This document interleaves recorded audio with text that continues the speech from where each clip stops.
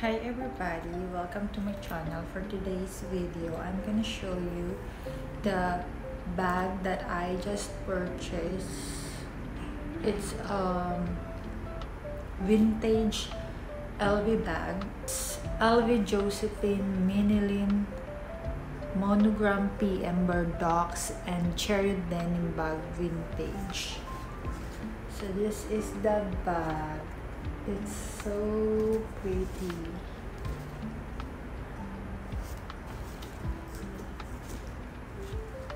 It's PM size.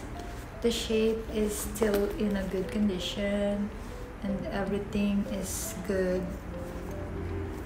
And of course, I put my crybaby here, so you can put your thing here and then the other side too. So it's so cute. I mean, the leathers are all so dry but no crackings, but I have a leather conditioner, and then of course the bag itself is still good, so maybe I'm just gonna clean it. Next video, I'm gonna show you how to wash my bag and of course to condition it. So inside is also clean.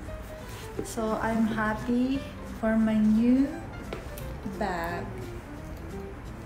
So pretty. I don't know, but I love collecting bag that is vintage and also like this kind of material. Ano bang tawag dito? Canvas? It's a canvas bag? Yeah, I love kind of this. I also wanted to have the denim color of this, and that's gonna be so good because that is trendy right now.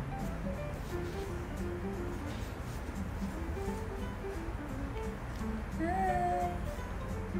Welcome back. As you can see, madumi siya. Ayan, madumi. Yung mga corner niya madumi. Ayan. Madumi siya. Ayan, meron siyang dumi. Napaka-dry ng leather niya. So, i-conditioner natin yan. Pero nakita niya naman yung kanyang mga ay super gold pa. Walang mga scratches. Kahit yung mga nandito. Wala pa siyang tarnish. Kabila din. Ayan. Super gold pa. Pero, yun nga, napaka-dry ng leather niya.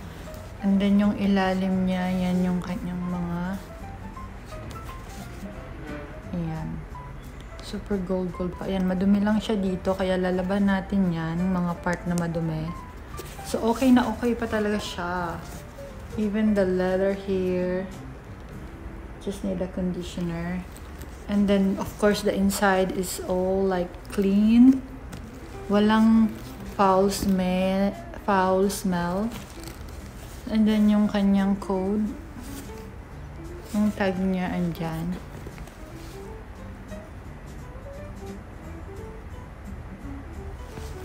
So, ayun.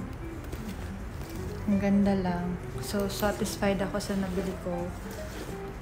Kasi pinagpilian ko siya, yung medyo malaki dito at ito. Kaso yung medyo malaki ay talagang sobrang dumi na niya. Hindi ko alam kung kaya ko pa siyang linisin. Pwede ko naman tong dalhin sa ipa-bags pa. Mayroong bags pa. Kaso, kung kaya ko naman, ako na lang gagawa. So, yun lang. Bye! Bye!